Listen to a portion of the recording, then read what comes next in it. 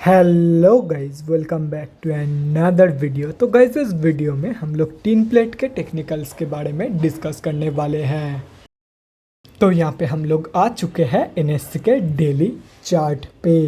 तो गाइस, सबसे पहले हम लोग ये समझते हैं कि कंपनी में अभी चल क्या रहा है। तो गाइस, कंपनी अभी अपने 200 के मूविंग एवरेज से नीचे ट्रेड कर रही है, मतलब कंपनी अभी ऑफिशियली डाउन ट्रेंड में है। एंड अगर देखा जाए तो ये कंपनी पिछले 5 महीनों से अप्रॉक्सीमेटली एक ही रेंज के अंदर कंसोलिडेट कर रही है।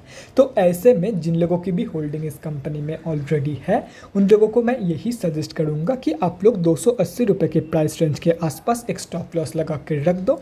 एंड ये मैं इसीलिए सजेस्ट कर रहा हूँ क्योंकि अगर इस रेंज की ब्रेकआउट बाई चांस नीचे की तरफ भी हो जाती है तो आप लोगों का स्टॉप लॉस हिट हो जाएगा एंड आप लोग ज़्यादा लॉस होने के हाथ से बच जाओगे।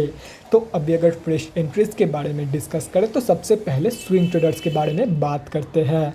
तो देखो गाइस, ये है आप लोगों के लिए नो ट्रेडिंग जोन। तो simply wait for the breakout of this rectangle pattern. अगर इसकी ब्रेकआउट ऊपर की तरफ हो जाती है तो सिंपली ब्रेकआउट के कंफर्मेशन के बाद आप लोग 443 रुपीज़ के लेवल के लिए एक बहुत ही बढ़िया स्विंग ट्रेड प्लान कर सकते हो। और वहीं पे अगर नीचे की तरफ ब्रेकआउट हो जाती है तो आप लोग 253 रुपीज़ तक की फॉल एक्सपेक्ट कर सकते हो फ्रॉम दिस कंपनी। एंड यहाँ से अगर कंपनी रिवर्सल शो करती है तो रिवर्सल ट्रेड आप लोग इस लेवल्स के अकॉर्डिंग या तो फिर पिवट्स के अकॉर्डिंग प्लानिंग कर सकते हो। तो अभी अगर शॉर्ट टर्म ट्रेडर्स के बारे में डिस्कस करें तो शॉर्ट टर्म ट्रेडर्स को भी मैं यही बोलूँगा कि simply wait for the breakout. अगर ब्रेकआउट ऊपर की तरफ हो जाती है तो सिंपली ब्रेकआउट कंफर्मेशन के बाद आप लोग एक बहुत ही बढ़िया एंट्री प्लान कर सकते हो फॉर शॉर्ट टर्म। लेकिन अगर नीचे की तरफ ब्रेकआउट हो जाती है तो जब तक ये कंपनी ब्रेकआउट से बाद से लेके जब तक ये कंपनी अपनी 200 मूविंग एवरेज के नीचे ट्रेड करेगी तब तक आप लोगों को इस कंपनी में कोई भी शॉर्ट टर्म ट्रेड प्लान नहीं करना है। ब्रेकआउट के बाद नीचे की तरफ ब्रेकआउट के बाद जब ये कंपनी 200 मूविंग एवरेज के ऊपर फिर से प्रॉपरली डेली बेसिस पे क्लोजिंग करेगी, उसके बाद ही आप लोगों को फिर से शॉर्ट टर्म ट्रेड प्लान करना है इन दिस कंपनी, उससे पहले नहीं अगर नीचे की तरफ ब्रेकआउट हो जाती है तो। और रही बात लॉन्ग टर्म इन्वेस्टर्स की, तो देखो गाइस, अगर आप लोग किसी भी कंपनी में लॉन्ग टर्म के लिए पैसा लगा रहे हो, मतलब कि कंपनी के बिजनेस के ऊपर, कंपनी के ऊपर आप लोगों का भरोसा है, आप लोगों का ये भरोसा कंपनी के ऊपर टोटली है कि ये कंपनी मुझे अच्छा खासा पैसा कमा के देगा इन लॉन्ग टर्म।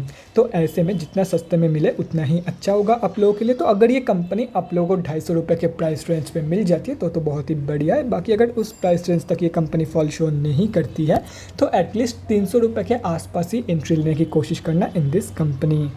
तो guys, that's it for this video. अगले वीडियो में मिलते हैं गाइज। Thanks for watching. और गाइज, अगर आप लोगों के मन में कोई भी डाउट या क्वेरी रहती है स्टॉक मार्केट या किसी भी स्टॉक से रिलेटेड तो कमेंट सेक्शन में कमेंट करके मुझसे पूछ सकते हो, या तो फिर मेरे इंस्टाग्राम का लिंक आप लोगों को डिस्क्रिप्शन बॉक्स में मिल जाएगा, जाके वहाँ पर भी मुझे डीएम कर सकते हो for an one on one conversation. Thanks again for watching guys. Bye guys and definitely guys stay safe.